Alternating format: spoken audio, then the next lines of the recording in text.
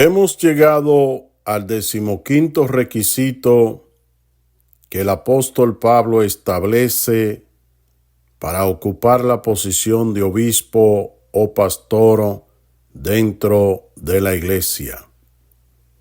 Él dice en Primera de Timoteo, capítulo 3, versículo 4, que tenga a sus hijos en sujeción con toda honestidad. La relación del hombre de Dios con los hijos está íntimamente relacionada con la cláusula anterior, la cual establece que el ministro del Evangelio debe gobernar bien su casa. Esto significa que debe ser un hombre de peso y de responsabilidad con su propio hogar. Con los hijos, el pastor debe mostrar un carácter firme, libre de frivolidad e inconstancia. Esto no significa que deba ser severo o duro. Juan Calvino dice que el apóstol no está exigiendo a un hombre inteligente y profundamente hábil en los asuntos del hogar, sino a uno que haya aprendido a gobernar una familia por medio de la disciplina sana. Él afirma que sería una gran desgracia para un pastor tener hijos que lleven una vida perversa y escandalosa dentro de la iglesia y en toda la comunidad. En Tito capítulo 1, versículo 6, el apóstol muestra lo que aquí se quiere decir con la palabra honestidad. Porque después de haber dicho que los hijos de un obispo no deben ser revoltosos, también añade, ni disolutos ni rebeldes. Esto indica que su moral debe ser regulada por la castidad, la modestia y la honestidad. De igual modo, Evans Clark dice que esta cláusula significa que el ministro de Dios debe presidir de forma ejemplar a sus hijos, que no debe hacerlo con tiranía o haciendo uso de maltratos. Según él, los hijos deben tener reglas, cada uno conociendo su propio lugar y haciendo su propio trabajo, pues la familia que no tiene reglas jamás podrá salir adelante o ser próspera. Pero hay una delimitación bien clara sobre el control de la familia. Es decir, la única persona que está llamada y autorizada a gobernar a una familia entre todos sus miembros es el Padre, tal como lo ha ordenado Dios, según Efesios capítulo 5, versículo 22, donde Pablo dice que las mujeres casadas deben estar sujetas a sus propios maridos, tal como lo hacen con el Señor. La palabra honestidad, usada aquí por el apóstol Pablo, en el griego tiene un significado mucho más amplio. En lugar de honestidad se traduce como decoro, que se refiere a una conducta que es propia de las personas que son puras o castas. Y observemos que es sumamente interesante porque esta palabra se está usando aquí en cuanto al trato que se debe tener con los jóvenes.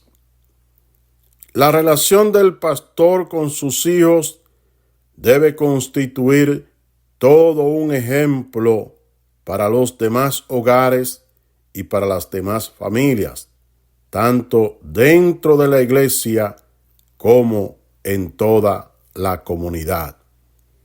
Afirma John Gill que el ministro del Evangelio debe hacer que sus hijos obedezcan sus reglas y especialmente debe instruirlos en el conocimiento de la palabra de Dios. Él amplía diciendo, y no como Elí, que no usó su autoridad, ni impuso sus mandamientos a sus hijos, ni los refrenó cuando practicaban el mal, ni los reprendió severamente por sus pecados, sino que los descuidó y fue demasiado apacible y muy amable con ellos, según se puede ver en Primera de Samuel, capítulo 2, versículo 23 y el capítulo 3, versículo 13. Más bien, el pastor debe seguir el ejemplo de Abraham, que no solo enseñaba, sino que mandaba a sus hijos y a su casa que guardaran el camino de Jehová. Génesis capítulo 18, versículo 19. John Gill dice que es así como deben actuar todos los hombres que tienen el compromiso de ejercer el oficio ministerial dentro de la obra de Dios y la iglesia en general. Para él hay una relación muy estrecha entre los hijos y el comportamiento del hogar. Él dice, dirigir a los hijos significa gobernar bien a la familia, presidirla, guiarla y darle el buen ejemplo. A mí, Dios me dio 2 hijos, una hembra y un varón. La hembra se convirtió en la pianista de la iglesia y el varón era quien transportaba a los hermanos en el autobús de la congregación. Ambos fueron mi mano derecha. Cuando empecé a levantar la primera congregación, el gran problema que enfrentaba era no tener un músico. Yo empecé la obra con un panderito para los coros y era quien dirigía el devocional, predicaba y tocaba ese pandero. Yo intenté aprender a tocar un piano. Sabía que la buena música era vital para un buen culto.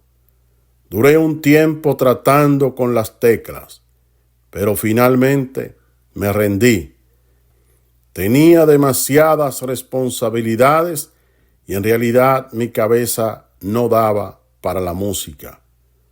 Pero un día se me ocurrió que mi mejor decisión era motivar a mi propia hija para que aprendiera a tocar el instrumento.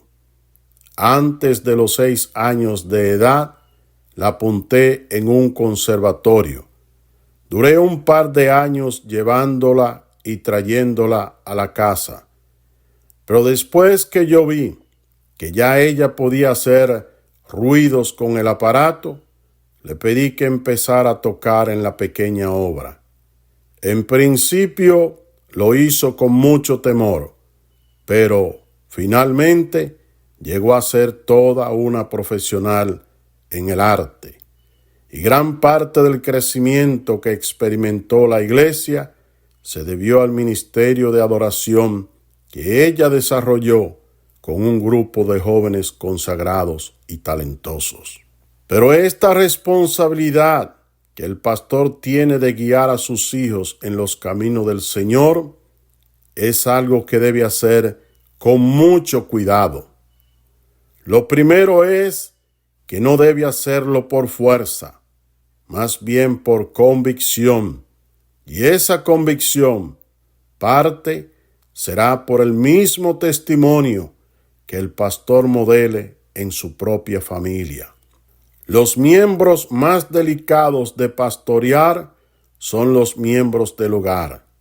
Y la razón es que ellos son los que día a día están en contacto con la vida íntima del hombre que está al frente de la iglesia.